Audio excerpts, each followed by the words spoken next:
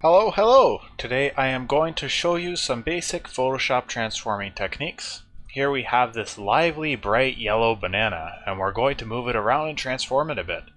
So there's a couple ways of doing this. For simplicity's sake I chose the rectangular marquee, however any selection tool will do the job.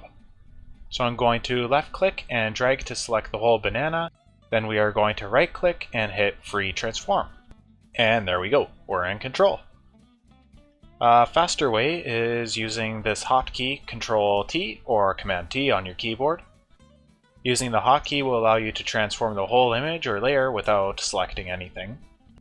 Whereas if you already have a selection of a certain part of the image, it will just transform that selection. So from here we can grab one of the small squares to enlarge or shrink the image. Holding Shift while grabbing one of the corners will allow you to resize the image while constrain the proportions so both sides are modified at the same time. The image can also be rotated by left clicking the outside and moving the mouse. Holding Shift here will modify the rotation at a base of 15 degrees. Right clicking while in transforming mode will bring up other options, including other transforming modes which we will cover later, as well as rotation options, and also horizontal and vertical flipping.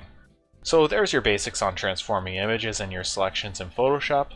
I hope I could help you out best I could. If you have any questions, give me a shout and all feedback is appreciated. Thank you for watching.